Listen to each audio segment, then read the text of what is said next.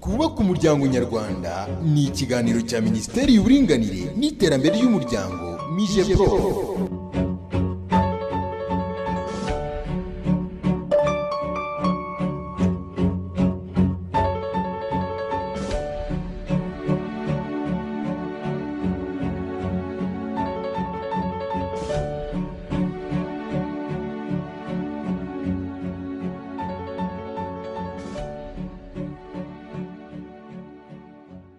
Tubaye ikaze mu kiganiro twubake umuryango nyarwanda. Ikiganiro mutegurirwa na Minisiteri y'Uburinganire n'Iterambere ry'Umuryango MIJEPRO.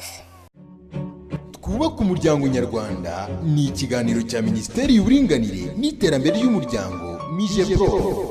Ibiribwa abantu barya buri munsi nibyo bigize indyo yuzuye.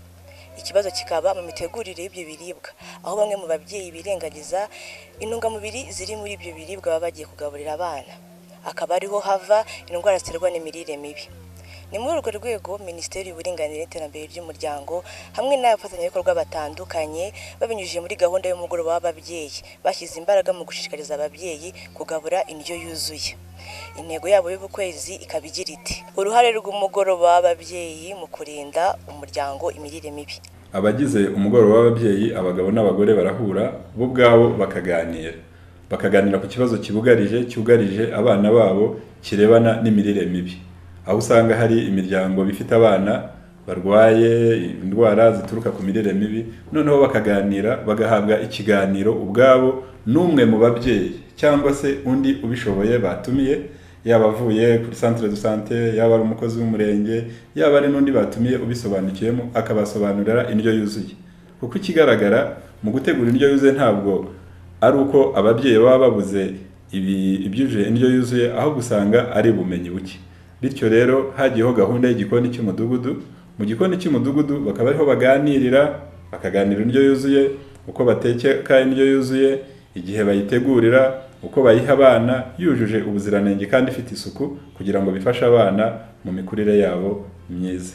Icyo reka bari gahunda ikorerwa mu mugoroba w'ababyeyi, kandi birakorwa hose. Ahenshi usanga abana n'ababyeyi bamaze kumvikana kuri icyo gikorwa, ubona ubumenyi bwariyongereye mu gutegura indyo yuzuye hakoreshejwe igikoni cy'umudugudu bakorera mu mugoroba w'ababyeyi.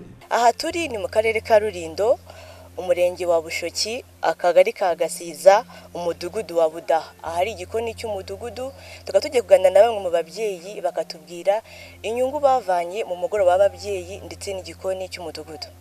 Umugoroba w'ababyeyi ni urubuga abagabo n'abagore bahurira hamwe kugira ngo bungurane ibitekerezo mu kurwanya ihohoterwa rikorerwa mu miryango ndetse no kubaka ingo z'amahoro. Ndetse imibereho myiza nayo tuyishyiramo, uko umuryango ugomba kugira iterambere uhereye ku ngo zacu muri rusange n'igihugu. Mu mugoroba w'ababyeyi rero twiga no gutegura indyo yuzuye, akaba ari nayo mpamvu uyu munsi mubona turi kumwe n'ababyeyi n'abana. Bigaragara ko uyu munsi twakoze n'igikorwa cyo guhuza abana kugira ngo n'ababyeyi kugira ngo basobanukirwe ibijyanye no gutegura indyo iboneye mu muryango. Akamaro k'indyo yuzuye cyane ku mwana, kamanze mvuge ku mwana, umwana agira ubuzima bwiza, agakura mu gihagararo ndetse no mu bwenge. Ku bantu bakuru rero nabo bakenera indyo yuzuye kugira ngo babungabunge ubuzima bwabo. Umugoroba w'ababyeyi ni mama w'igikoni cy'umudugudu, kubera ko ubuzima bwiza nibwo buyobora umuntu mu mitekerereze no mu mibereho. Ako kamaro rero nuko abantu bahura bakaganira, ibibazo ntibyumve ko bikemurwa n'umuyobozi, bakabasha muri wa mugoroba w'ababyeyi kwikemurira ibibazo. Twavuze by'amakimbirane mu ngo, twavuze byo kuba bugarijwe no kutamenya gutegura indyo yuzuye. Mu gikoni cy'umudugudu habamo kwigisha abamama, navuga ko ari nk'ishuri, kubera ko twese ntituba twaragize amahirwe yo kuba twaragiye mu kwiga guteka. Ndetse n'uwageze mu ishuri ashobora kuba atazi gutegura indyo yuzuye.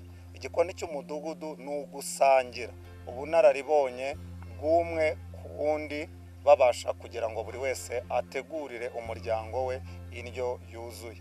kandi iyo tuvuze umuryango igikoni cy'umudugudu gishobora kuzamo umugabo, gishobora kuzamo umudamu. Umugabo nawe akamenya ngo ese umwana wanjye ndamutegurira indyo yuzuye, atari uguteka ibiryo bituma umwana ahaga, ahubwo guteka ibiryo bituma umwana akomeza kugira imibereho myiza. Ibyinshi twigiramo nk'ubu twamenye gukora uturima tw'igikoni dutandukanye, dufite amatekinike atandukanye. Ni ukuvuga ngo buri rugo urwo ari rwo rwose muri uyu mudugudu wa Budaha, buri muntu agiye afite akarima k'igikoni. Ibyo ni ibyo gushimirwa bitewe n'uko twabigezeho buri wese mu mugoroba w'ababyeyi. Ni ukuvuga ngo muri wa mugoroba w'ababyeyi nabwo tuba tuganira kuri bwa buzima bwacu tubayemo, ariko tukagaragariza no kugaruka kuri ya mirire y'abana twungutse mu ngo zacu kugira ngo tubafashe. Uruhare rw'umugoroba w'ababyeyi mu kurinda umuryango imirire mibi. Indyo yuzuye ni ibiryo biteguye birimo ibirinda indwara n'ibitera imbaraga n'ibyubaka umubiri. Ibirinda indwara tubisanga mu mbuto no mu mboga. Noneho urugero mu mboga: isombe, dodo, ibisusa; mu mbuto amapera, ibinyomoro, amatunda n'ibindi. Ibitera imbaraga tubisanga mu binyamafufu n'ibinyampeke. Noneho urugero: ibijumba, ibirayi, ibitoki, umuceri; ku binyampeke ibigori, ingano, amasaka. Ibyubaka umubiri tubisanga ku matungo n'iminyamisogwe. Noneho urugero: ibishyimbo, amashaza, soya, noneho inyama, amafi, indagara n'ibyobo. Abaturage baratubwira impinduka zabonetse nyuma y'uko bitabiriye umugoroba w'ababyeyi ari nawo ubonekamo igikoni cy'umudugudu. Nka twabwiye niko dusobanukiwe nuko indyo yuzuye itegurwa, ariko ubu ababyeyi barayisobanukiwe bose, ndetse n'abana bigaragara ko bafite ubuzima bwiza mu mikurire no mu buzima muri rusange. Dutangira ntabwo ababyeyi bitabiraga ku buryo bufatika, ariko muri iki gihe biragaragara ko ababyeyi bamenye akamaro k'igikoni cy'umudugudu ku buryo bose bitabira nta gahato, kandi bakagira uruhare mu kugitegura no kujya kubikora mu miryango yabo.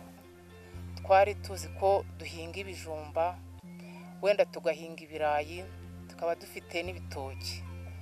Muri icyo gihe hambere twari tumenyere kuko iyo ufite ibijumba ukagira ibirayi ukagira n'ibitoki, wenda ukaba ufite n'ibishyimbo, ubivangavanga, icyo gihe ukaba ukoze indyo yuzuye. Niba ufite ibijumba, ukaba ufite imboga, ukaba ufite ibishyimbo, atari ngombwa ko wongera gufata ibyo bitoki cyangwa ufate ibyo birayi bivangavange. Kimwe mu bitera imbaraga iyo ugifite, ukagira ikindi mu byubaka umubiri n'ibirinda indwara, ubwo icyo gihe uba ukoze indyo yuzuye. Mu by'ukuri abantu ntago bahaga agaciro ka soya kandi bazihinga. Hano iwacu turazihinga. Ni ukuvuga ngo soya bumvaga bahekenya, ariko ntibabe bamenya ko havamo inshyushyu irengera wa mwana, cyangwa se nawe muntu mukuru ntawe uhejwe kuri ayo mata. Niba utoroye ariko ukaba ufite soya, nta mpamvu yo kugira ngo uvuge ngo wabuze amata. Ya mata araboneka. Ibyo nabyo ni ibyo twungutse. Ikintu cyahindutse ni uko ntago bikiri ibiva hejuru mu nzego zo hejuru, ahubwo ni politiki iri mu baturage n'ubuzima bwabo busanzwe. Bazi ko buri wa kane, wa gatatu w'ukwezi bahurira hamwe bakigira hamwe ibibazo byabo byo mu ngo, bakagaragaza uko umudugudu uhagaze, ko umudugudu uhagaze n'akagari kakabimenya. Aha rero mu gikoni cy'umudugudu dufite abana 46 bagomba kuza mu gikoni cy'umudugudu. Abo bana barakurikiranwa ku biro, bafite abajyanama b'ubuzima muri buri mudugudu harimo abajyanama b'ubuzima batatu, buri mujyanama afite ingozi akurikirana, akaba abana banjye se bameze bate, bose bari mu icyatsi, agaha raporo umukuru w'umudugudu nawe aha raporo wo ku kagari, nawe natwe tugahita tubimenya ku murenge. Niba hari ikintu cyakwihutirwa tugahita tukibona, niba se kuko bihuzwa n'umugoroba w'ababyeyi, cyane cyane abantu iyo batumvikana n'ibintu by'imirire ntabwo babyitaho, ntabwo biyitaho, ntabwo babayeho neza. Iyo umugabo n'umugore badafite imyumvikanire no kwita ku bana ntibikunda. Icyo gihe mu mugoroba w'ababyeyi tumenya ngo ni izihe ngo ziri mu makimbirane, kuko zishobora kuzatugeza mu mirire mibi mu kwezi gutaha, tukaba tubizi tugakumirira hafi. Ababyeyi twaganiriye bagize n'ubutumwa batanga. Igikoni cy'umudugudu bigifata nk'aho ari gahunda ya leta yaje. Igikoni cy'umudugudu nibumve ko ari gahunda abantu ibafasha kwikemurira ibibazo byabo, ntabwo ari gahunda yo kuvuga ngo abantu bayirebe ko yanditse. Igikoni cy'umudugudu umuntu yajya inama ko ahubwo kitakwiye kuba kizamo umumama ufite umwana n'umugabo, ntacyo bitwaye kuba yaza agategurira umudamu we indyo yuzuye, mu gihe yasigaye mu rugo akabasha guteka indyo yuzuye. Bivuze rero ko abantu batitabira igikoni cy'umudugudu bahemukira abana babo, bahemukira umuryango wabo, bakaba bashishikarizwa kwitabira no kumva ko gahunda bayigira iyabo ikabajya mu maraso. Nimba hari n'abandi batitabira, twabashishikariza kugira ngo baze nabo bafatanye n'abandi kugira ngo bakurikirane imikurire y'abana babo muri rusange ndetse n'ubuzima bw'ababyeyi bagize umuryango nyarwanda. Ubutumwa natanga ku bagize umugoroba w'ababyeyi, ubutumwa natanga ku banyarwanda bose nuko umugoroba w'ababyeyi ari igikorwa cyiza, igikorwa gihuza ababyeyi ubwabo bakiga bakaganira ku bibazo bafite aho batuye, byaba ari ibikorwa bireba isuku, byaba ibikorwa bireba umutekano, ibikorwa bireba iterambere ry'igihugu, ibikorwa bireba icyo ari cyo cyose cyabafasha kugira ngo bikure muri situation barimo. Mu nzego z'ibanze aho umugoroba w'ababyeyi ukora neza, nta n'ibibazo bindi bigaragara, usanga inzego zose zorohewe kuko ibibazo biba byakemuye hakiri kare. Nk'uko twabibonye mu biribwa by'ingenzi bikenerwa harimo ibitera imbaraga, ibyubaka umubiri ndetse n'ibirinda indwara. Twabonye kandi ko gutegura indyo yuzuye bidasaba ibintu bikomeye, ahubwo ko ibikenerwa biboneka mu karima k'igikoni aho dutuye. Babyeyi, mwitabire umugoroba w'ababyeyi, ariho muzamenyera igikoni cy'umudugudu ndetse mukamenya no gutegura indyo yuzuye.